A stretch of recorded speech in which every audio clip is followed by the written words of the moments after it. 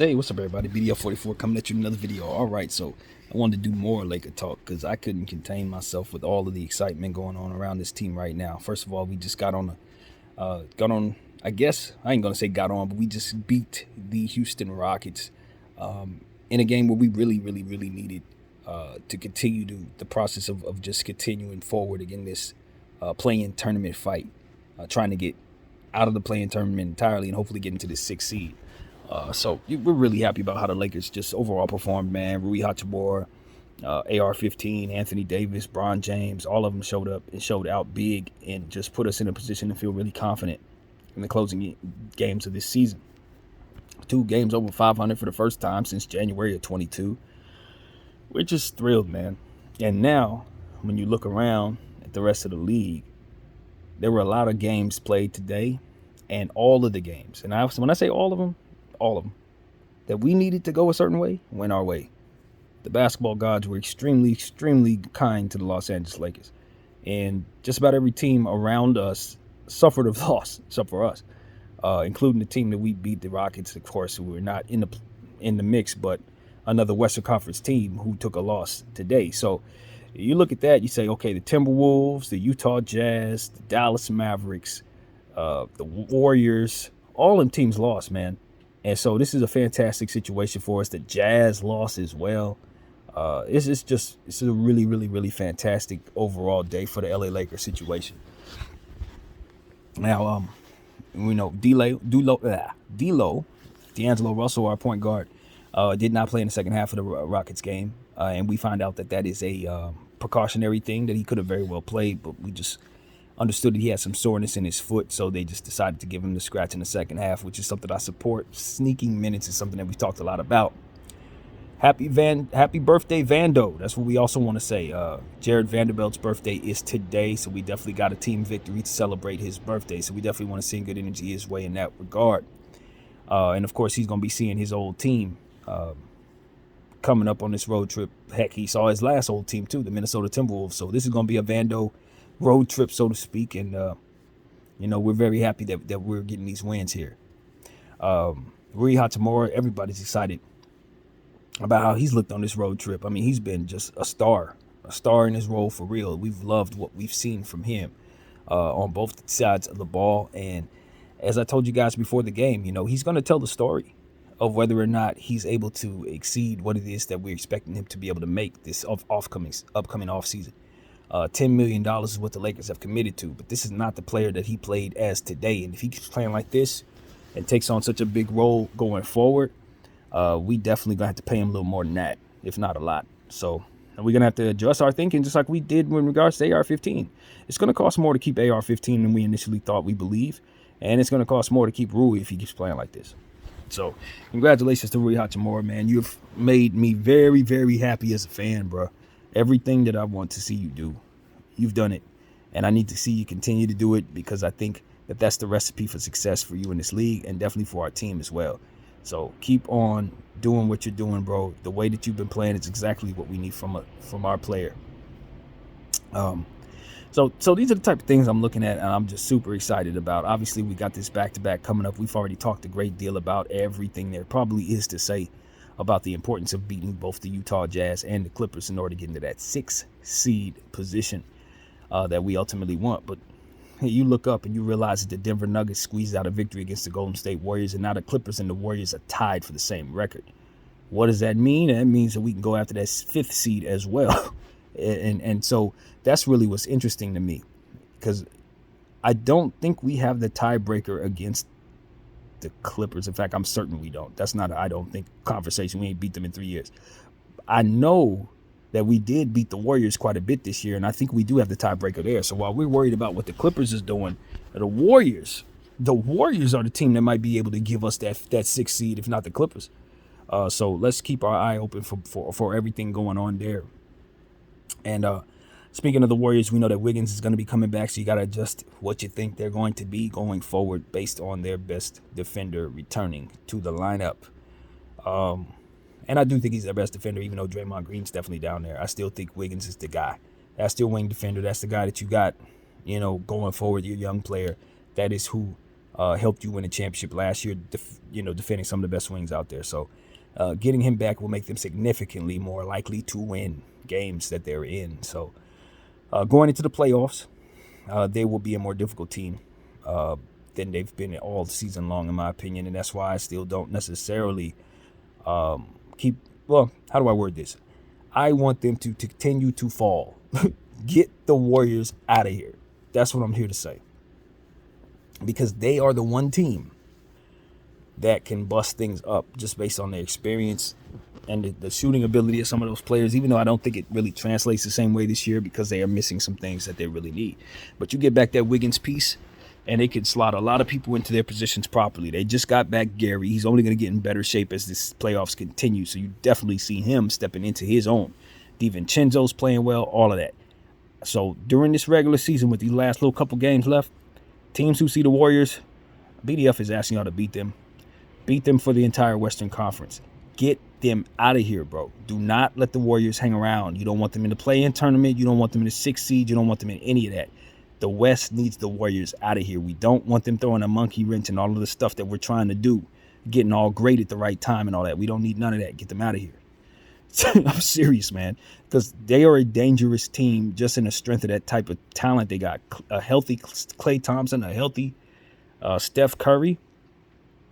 You don't want no parts of that. I don't care who their supporting cast is. It's sort of like I say about the Phoenix Suns. At the end of the day, you do not want to be in a torture chamber with them dudes. They've won too many playoff series. They've been through too many battles. They know what they need to do to close you out. If the game is close and it comes down to you or them, chances are it's going to be them succeeding. And that's why I do not take their regular season seriously. Their record, everything that's gone wrong, their road woes.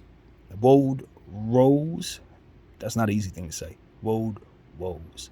Not the easiest, but they've dealt with stuff, man. And that doesn't matter. When Gary Payton's back, Wiggins comes back, Steph, Klay healthy, Dre, I don't know how that knee's doing. I saw he banged knees yesterday with somebody. That looked kind of serious. But obviously they still got their Iron Men down there in Looney. And guys like Kuminga is continuing to play better. He ain't getting no worse. The more basketball he plays, the better he gets. So like I look at them and I say, okay, you guys know I'm big on DiVincenzo. I've liked that player since he was with Milwaukee, so I like him with the Warriors even more. So I think they're missing some things they really need. They're not one of the more dangerous teams in the league, in my opinion. They are probably their record, but that doesn't mean that once you get to the playoffs, they can't turn into somebody else. That's the problem. They can't. They have the elements in place to be sturdy enough to where if Steph and Klay go crazy, you could lose. You know what I mean? But if they don't go crazy, then you probably win. And that's the difference between them now and them then. They had more depth. They had more reliable pieces. They fit better back then, all those different things. Younger. But one thing I know is that Klay is healthier than he's been in 3 years. So that should scare everybody when you consider what his history is in these playoffs over the years. So, yeah, I'm taking the Warriors very seriously, and I want the West to remove them from the equation. Get them out of here. Minnesota, man, we got to talk. I know I would start this off being a Laker video, but it's going to turn into an NBA video like it often does because there's something to say about the Timberwolves. Yes, we beat them. I'm happy we beat them. I used to take them very seriously before Nas went down. Now I think they're on their way out of here. I don't think they had a good chance of doing much of anything. But tonight was especially ridiculous in regards to the Minnesota Timberwolves. I think this all happened because, well, I think Karl got in foul trouble. He had 5 fouls to end the game. All I saw was the stats, so everything's out of context. I don't want to be ridiculous and jump all out the window like I know what I'm talking about necessarily. I'm just reacting to what it is that the stats show me. And I'm telling you guys, Karl-Anthony Towns only attempted 3 shots in the game today against the Portland Trail Blazers when Portland has rested all of their starters and brought in a bunch of dudes I had never heard of in my life. They got 3 dudes on that roster. I swear I never heard their names, dude. And they contributed quite a bit to a 2-point win over a Minnesota Timberwolves team that can't afford to lose.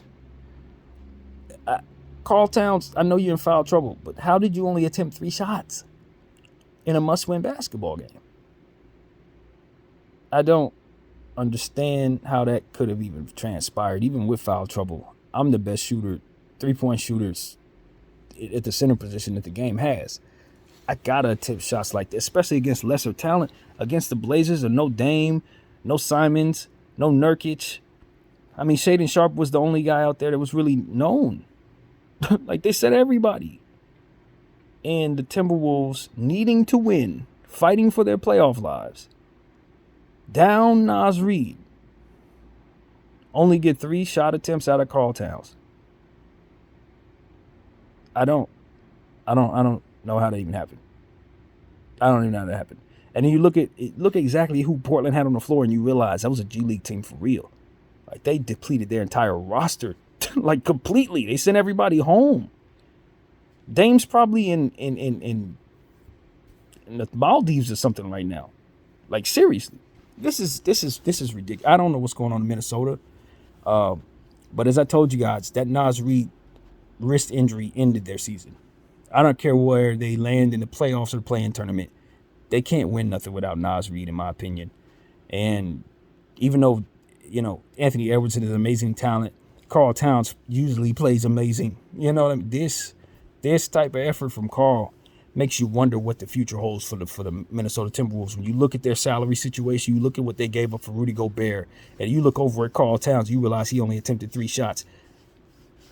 I would not be surprised if some big things shake up, especially when you consider some of the stars that could be on the move in this offseason. When you look at Jaylen Brown, you know what I'm saying? You looked over at Luka Doncic and how unhappy he is.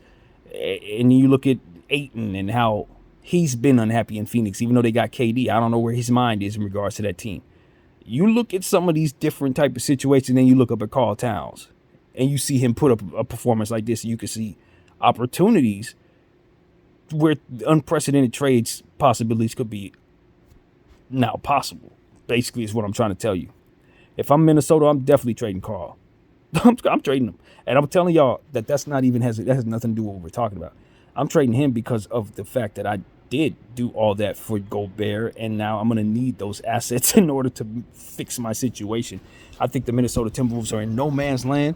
I think their bench is going to suck for a very long time because of what they did in regards to getting Rudy Gobert, and their way out of it is trading Karl Towns or Anthony Edwards. And if I got to choose between one of them, it ain't going to be too hard, Karl. I'm sorry, big bro. It ain't going to be too hard. I'm keeping Anthony, and we're shipping you out. And I'm pairing him up with Jaylen Brown or something like that. And Rudy Gobert, Jaylen Brown, and Anthony Edwards going to go forward into the future. I'm telling you, I'm doing something like that. Something like that. Because at this point, he been missing for half the season. I don't think they made the playoffs very much with him. But last year, yeah, he's missed a lot of games over the last several seasons. That kind of thing. He don't play no defense. Like, it's a lot of stuff about Karl that I like a lot. But it's a lot of stuff about Karl that I can't, in this situation, continue to go forward. Can't. Not with the cap space situation looking as it is, not with them being depleted of assets the way they are. And knowing that they can't retrade Rudy for what they traded him for, but they will be able to get that return for Cat. They definitely can get that type of return for Cat. So that's really what it comes down to, man. If it's up to me, Karl Anthony Towns, we're gonna be assessing you, man. If I'm the Minnesota GM and I'm Alex Rodriguez, I'm looking at you. Like, bro, I already need to get out from under this. So that's the reality of it. That's what I'm looking at there. Denver winning a game today. Much has been said about them trying to avoid the Lakers, but honestly, they don't know where the Lakers are going to land. No more than the Lakers know where they're going to land. And the most important thing for a team like that is keep home court advantage, because you're not as good as your record. So you definitely need your home building. So any idea of the Nuggets trying to lose games on purpose to get out of the 1 seed, to move down so that they can avoid a team, it makes less and less sense the more I think about it. Less and less sense. You just don't know you don't know who you're going to see. But you know for a fact, if you fall out of that first spot, you run into the team that does get that first spot, them first 2 games are going to be in their building. You don't want that Denver. You're not better than that team anyway. If it's Memphis, you're not better than them. You feel me? Like, you don't want that. You don't want to fall out of that first spot. That's honestly what I got to say about Denver, man. I am just not a believer. I'm waiting for them to be exited out of the first round. I'll be utterly shocked if they do as much as what their record shows they should be able to do. Floored even. Like, they're not that. And we're going to see it soon. So that's what I got to say, man. It's a lot of stuff to say about this Western Conference. The New York Knicks clinched the playoffs on the East. You see the Toronto Raptors have clinched a play-in tournament spot, which I've never seen anything like that before. But I guess by way of their tiebreaker situation with one of the teams that's in front of them versus how many spaces are behind them under the 10th spot, Orlando's like 5 games out. They technically can't fall out of the play-in tournament in any way, shape, or form right now. If you can move up, and you could probably fall to 10, but you would definitely not fall out of the play-in tournament. So congratulations to Toronto doing something I don't think I've ever seen before. And that's someone clinching the play-in tournament, but not necessarily anything else. Yeah, it's interesting stuff. All in all, you're just happy to see San Antonio won another game. They beat Utah tonight. I thought that was kind of interesting given the fact that we got Utah coming up. And like I say about some of these tanking teams, they ain't tanking at all. Some of these tanking teams ain't tanking, and some of these teams you think are going in for the championship level stuff are probably resting people now. So you got to look at them as the tanking teams for the next couple games. So that stuff is starting to rear its head right now. You're seeing that. Let's see, man. What else is out there to say?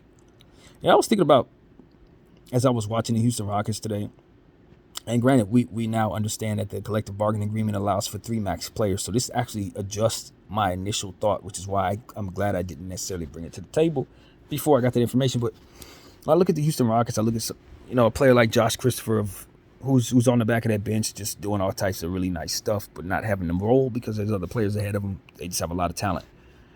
If I'm Milwaukee, if I'm Cleveland, some of these teams that don't have a bench, Phoenix, need to boost their bench altogether. Some of these teams, Philly, you need to go ahead and try to get one of those type of caliber players.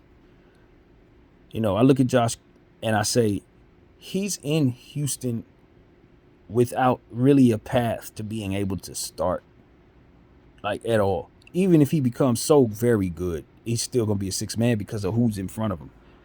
And so it's one of those situations. Or Terry Eason. I wouldn't move Terry Eason if I'm Houston by any stretch of the imagination. But he's also one of those guys. It's like, do you really see a path to him actually being able to reach his best self with all of those lottery talents ahead of him? All those lottery cachet guys. This is impossible. Even if he reaches his best self, he can't like actually spread his wings. But if you put him in the right situation with some of these teams that don't have a bench, that think they have a bench, but really got a bunch of guys who are done and a bunch of guys they don't use, that's who needs to be on your team. You need one of those guys. You need him. You need somebody in a situation like that. You got to canvas OKC, got to canvas Houston. Some of these teams that just stockpile nothing but lottery talent, man. And get back what it is that you've mortgaged. Essentially is what I'm saying to the NBA. A lot of the teams have mortgaged these guys away. These lottery picks should have been in your pocket. So you got to go back and get them. That's essentially what it is. You got to go back and get them.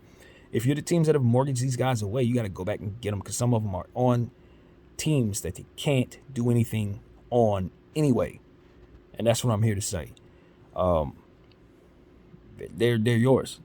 They're there. They can't do nothing for the team they're on, but just cap themselves off as really, really good bench players, knowing damn well they should be starters for you, or bench players for you with more prominent roles. So, yeah, that's something that's just really poignant on my mind at the moment. What else, man? I don't know. I mentioned that the New York Knicks were a team that I didn't want to see if I'm the Lakers in the finals. And I've been mulling over how that came off to others who don't necessarily look at the Knicks the way I do. But I'm looking at depth, man. I'm not looking at top heaviness. I'm not wondering about your stars or none of that. I'm looking at depth, and I'm looking at what type of attack you're going to be providing me. And I just look at the Knicks as a team with that Jalen Brunson piece that just could score on just about every possession if he really wants to. You look at him, and then you look at the talent surrounding him. It's just, they're not going to have too many empty possessions on the offensive end. And then you look at the rim protection they have, the backup center as well, R.J. Barrett factor, Quickly, and Grimes. They just have so much productive, help around Jalen Brunson, who is such a difficult player to gauge and guard, to just engage in the way that he attacks, in the way that he shoots. His whole thing is very difficult to build a wall around just based on his teardrops and all the different things that he does. It ain't very simple trying to guard this guy to begin with. So that's my thing. I just think of the Knicks and I say, I believe in their players more than I believe in some of these teams that have better cachet names. I look at Boston, I say the first person I'm thinking about when I think of the Boston Celtics besides their stars is Malcolm Brogdon. How healthy and how good is he playing? Because if he's the Malcolm Brogdon that I know he can be, rookie of the year, he makes the Pacers entirely different. And if he's playing at that level, then it's going to be very difficult to beat them entirely. But if he's not himself or if he's out, then I'm looking around and I'm saying their bench is still strong. But I don't know that if they go up against a team like the Knicks, they won't lose the series because of the lack of depth. I like is his name DJ White? Derek White on that team as well. Another fantastic player. He's going to be somebody that steps forward in the playoffs. But I just don't know about that Boston front court either. And Blake Griffin's been playing very well, so I don't want to keep bringing him up. But it's just the sum of their parts behind Robert Williams. Al Horford, where's he at in his conditioning and in his career right now? How is he doing? I don't know. But if he's not himself, if he's now facing Father Time and he's not on the floor or whatever the case may be, if he's not a part of this thing, that affects how I look at this team. So superstars are going to be superstars. JT Money's one of the top players in the league. Jaylen Brown, one of the top players in the league. I don't have any questions about what they can do. Marcus Smart, one of the best defenders on the planet. None of these things are to be worried about. They know what they're doing. They're very, very good. The problem is, can they sustain any injury? Can they really sustain? Is Grant Williams going to have the same playoffs that he had last year, or is he going to struggle like he has all season? These are the questions I have about the Boston Celtics, and I don't think it's as simple as saying, "Oh, Jaylen Brown and just Tatum just going to take us home." Yeah, in individual games, in the regular season, yeah. In the playoffs, you need a lot more than that to be in place and secure. And I just don't think the Boston Celtics have shown us that they're that kind of team this year. They happen to rise to the top of the Eastern Conference. It's been very good. But I don't see in them what I saw last year.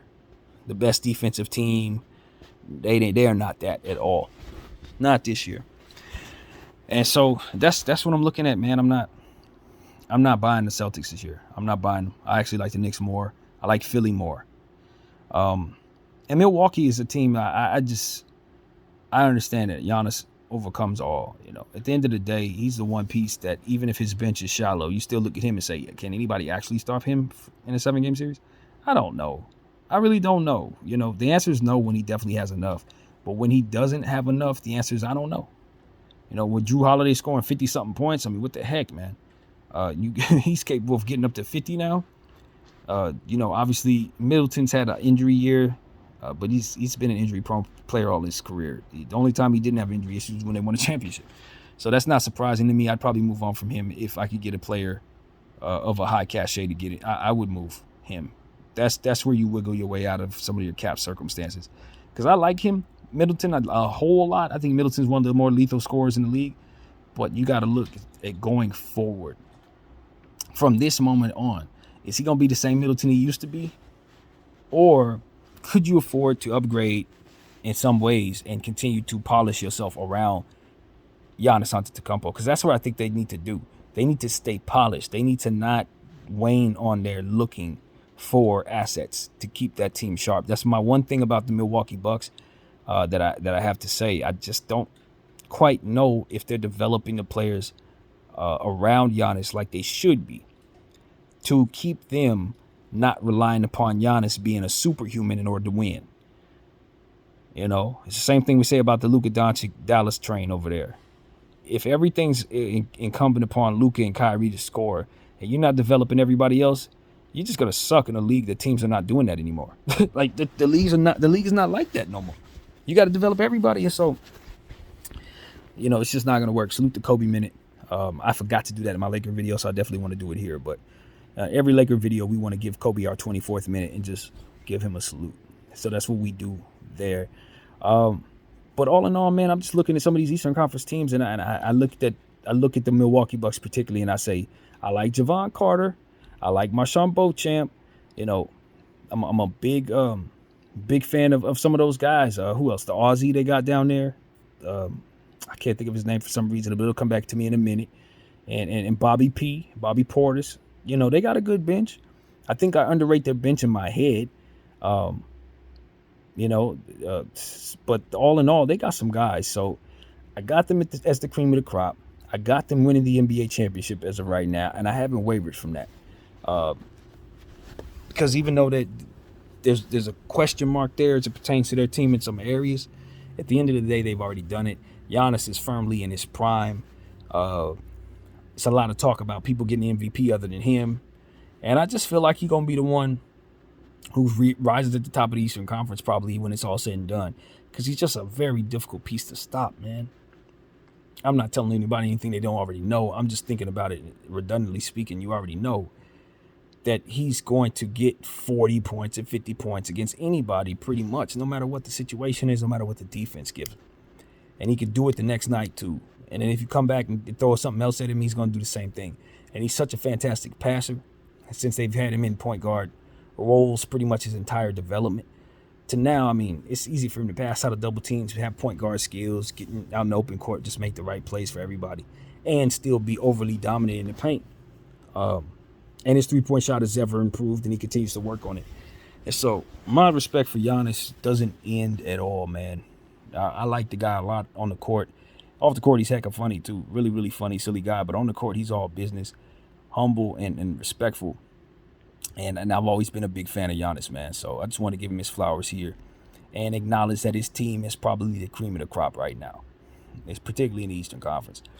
But I don't sleep on Joel. Y'all know I don't sleep on Joel.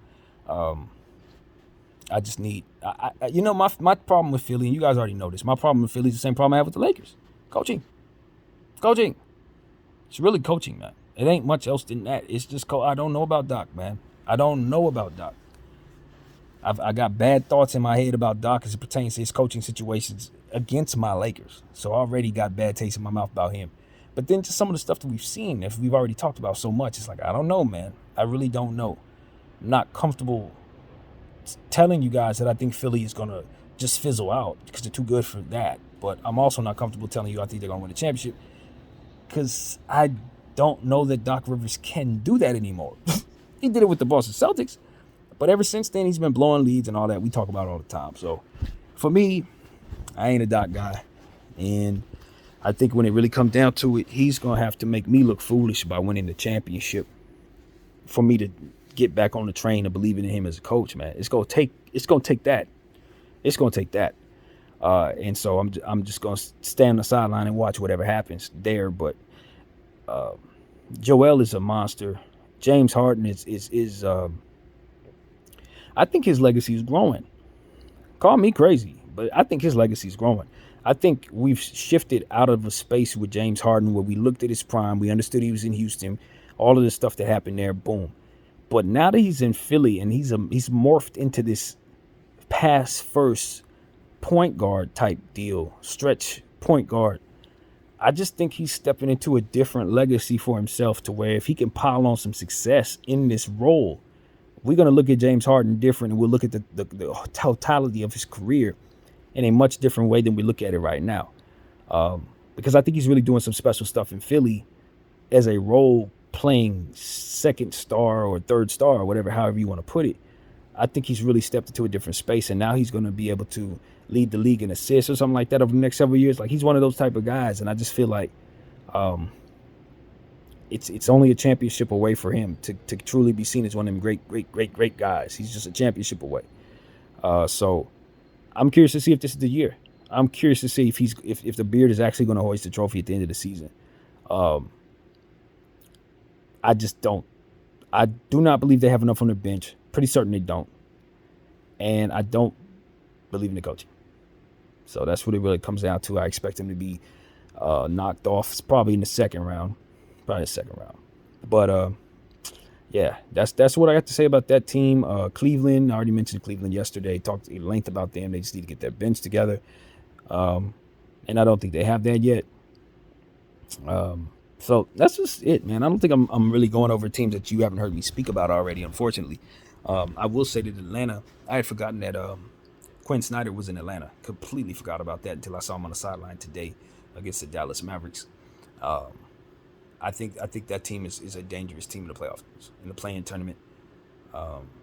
Not to say that they're going to be able to beat Giannis if they were to get in the playoffs, but DeJounte Murray. The Atlanta Hawks, the thing about them is they're secretly a really solid team, man, because they got the City Bay piece that they just added to whatever it is that they have, and they ain't lose nothing. And I just love that they've boosted their bench significantly just by adding it to the team. So that's one thing I can say about the Atlanta Hawks. I haven't had a whole lot of conversation about the Atlanta Hawks since they've made trades. And I don't think I'd even laid eyes on them really since they had gotten Sadiq Bey. But to be honest with you, I really think the world of his piece on that team. You think about DeAndre Hunter. You think about all of the 2-point guards that they have in Trae Young and DeJounte Murray. And you got to figure out who they're going to be passing to. Hunter, Bey, Collins. That's a really nice team, man. That's a really nice team. I think Trae Young's style probably doesn't necessarily cater to all that they are. Even though he's a hell of a superstar, I don't know that he's the best piece for the rest of what they have, in my humble opinion. But I don't think you can look at them and say, oh, they can't win because of it. Obviously not. I would. Let me tell you the truth, man. I'm looking at the Hawks, and I love that they have everybody on the same a length of contract. I love the surrounding pieces around Trae Young, but I don't know if I love Trae Young on this team anymore. He's the guy that probably needs to go. When you start talking about all these different superstars that could be traded, Jaylen Brown, Karl Towns, all these different, yeah, he's one of them. Because I look at the rest of what they have and I say, okay, all that fits. He don't. He don't fit with all of that. DeJounte Murray, Bey, Hunter, all of those dudes would be a great team if not for Trae Young needing to have the ball and then be defensively deficient. It's like you replace Trae Young with Evan Mobley and the Hawks are crazy great. Not to say that you're going to do that because you're not, but that's the type of thing. It's like that's the type of piece that I think that unit needs instead of a point guard that can do superstar stuff. All the superstar stuff that he does, but no defense. That's not what they need. So now you might be wondering, like, why the heck would you pick Trae Young over DeJounte Murray? Same reason. Why would you pick DeJounte Murray over Trae Young, rather? Same reason. No defense. DeJounte Murray's an excellent defender. He gonna defend, he gonna score, he gonna pass, he gonna do all that stuff. It's more continuity. He's a more fluid player to play with. Trae Young is a one-man band. Foul drawer. He's gonna be at the free throw line all night long. You love that for yourself. But he's gonna give up everything on the defensive end. There ain't nothing you can do about it. He's gonna play hard on the defensive end. He's extremely smart, but he's just too small. He's not. You gotta hunt him on the defensive end. If you know what you're doing, you're going after him. You ain't gonna do that with DeJounte. You're not gonna do that. So for me, it's like he needs to be in a one-man band situation. I send him to Utah or something. Let him be the one man over there with marketing or something. Seriously, call me crazy, but I'm all about pieces that make sense. And if I got a superstar, that means I can trade him for a superstar, or I could trade him for something that can give me a lot. So it ain't like I'm not gonna recoup what it is that he is in theory. I'm telling you, I'm moving him. I am. It's the same thing I feel about Karl Anthony Towns and Rudy Gobert. Rudy Gobert gives me Karl Anthony Towns insurance. Even though I shouldn't have did that, now I got two centers. That means I can get rid of one of them. And the one that I'm going to get rid of is the one that's more expensive. It's going to give me the bigger return. That's exactly how I'm looking at that. So Trae Young's situation is the exact same thing. I got DeJounte Murray now. I don't necessarily need Trae Young like that. I don't need him like that. I'm going to trade him for Jaylen Brown, and that piece will fit even better. Seriously. Not to say that that's a straight-up heads-up trade, because I think Trae Young's worth more than Jaylen right now. Definitely is. But you can make that make sense. Throw in some more. You make that make sense. But those are the type of things I'm doing, man. I like Trae Young a lot. Don't get it twisted. I'm not saying Trae Young isn't as great as he is. He's definitely as great as he is. But I'm talking about fit. I'm talking about trying to put together an NBA champion. And the Atlanta Hawks can put together an NBA champion. But Trae Young is not going to be a piece that gets in there. As long as they keep the team the way that it is right now, they'll be out. They'll be playing tournament team. But if they move Trae Young for the requisite amount that he's worth and bring them the defensive lockdown piece that ultimately that team is going to need, they can rise. They can rise. But if everything surrounding him, he goes 5 for 17 with like 3 turnovers and no defensive stops, Nah, that's why you losing. In theory. In theory, of course. That's just my way of looking at it. And don't get it twisted. Trae Young can go for 50 and 20 and shut me up real quick in terms of his numbers, but it's not about that. It ain't got nothing to do with that. Because I can spread those numbers out across everybody else and still get the same win. And none of the defensive issues are the size issues. And much more my cap in place to do more with it. So I'm a cut and dry NBA fan. I'm always looking for ways to win championships. Sometimes I overthink things. May have a bunch of quarters and no dollars on the team if I do the wrong thing. But at the end of the day, like I said, DeJounte Murray gives me that insurance to a degree. He does. And if I make the right trade for Trae Young, I'm getting a world of return back and everything I need to win. So the Hawks need to win.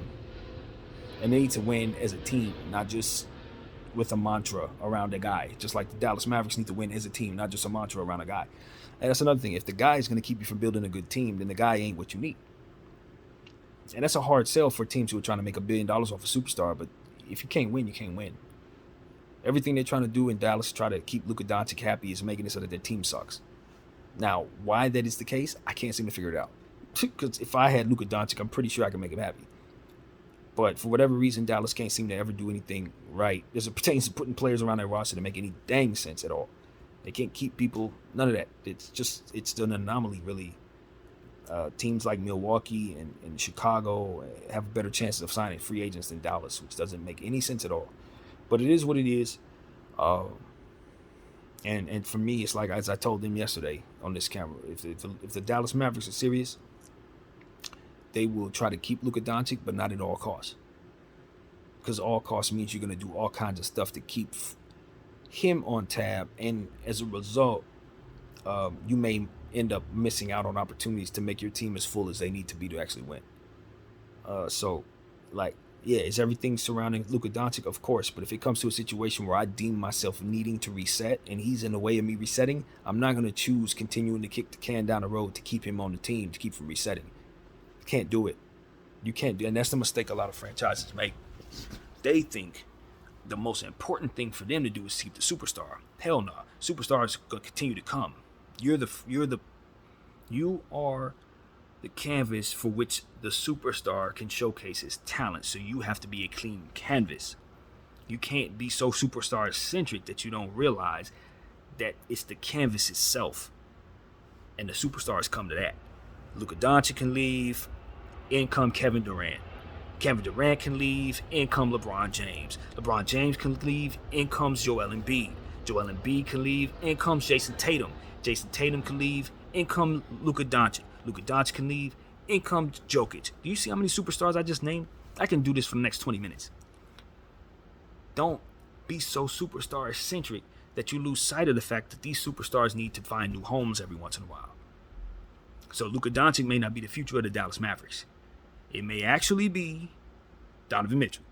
Or it may actually be Karl Towns. You see what I'm saying? It could be any one of these stars. But the point is, if you do things to keep the star, and those things make your canvas dirty, you can't never actually make the star happy, and you can't attract more stars. You can't attract more talent. You don't have that in place.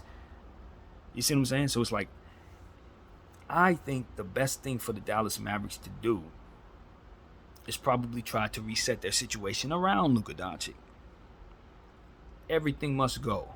Give me all of my cap space and let's trade everything worth value for picks, cap space. Try to get creative about acquiring second round picks and young talent. Give me my Josh Christophers. Give me some other guy of that ilk. Let me go find a Terry Easton. Bring me these dudes to the Dallas Mavericks. Keep Josh Green. Keep Hardy. Draft another one. That's what you're doing. And if Luka doesn't like that, trade him for a bunch of picks. That's how it got to be. And if he's on board like Dame Lillard, then he's going to be a part of what we're doing. But what I can't do is keep Luka here, sign Kyrie, have a bunch of non-defensive players, get kicked out of the play-in tournament, and then hold my hands up to the sky like I couldn't do nothing else. Because the moral of the story is keep Luka Doncic. And then Luka leave any damn way. Do what's best for the franchise. Keep these role players. The most important thing for Dallas to do is make sure Hardy and Green are developing properly. Get yourself a center. Get Powell the hell out of here. These are things you must do if you're serious about turning your franchise around. Otherwise, you can keep holding on to Luka Doncic like he's the only thing worth having. He gonna get more and more miserable. He gonna leave y'all with your dirty canvas. That's how I go. So, I look at a team like Charlotte, same thing. Even though they got a lot of young talent they should be happy about. But, like, if LaMelo Ball don't like being a part of the rebuild, he got to go. We're bringing Garland in a couple years. You feel me? Like, it ain't no superstar keeping my canvas from being clean. If I got to reset my timeline, I'm resetting that. If I got to do this, that, and the third to make sure my team is good enough, that's what's getting done. And if superstar don't like it, I'll see the next one come in. But you know why I'm going to be able to get the next one? Because my canvas stay clean. Straight up. So, that's what I got to say, man. 40 minutes NBA talk. I hope I gave you guys enough. I can always do this for more time, but I think 40 minutes to cap it off pretty good. So, that's what I got. Video 44. I thank you all for watching. I'm out.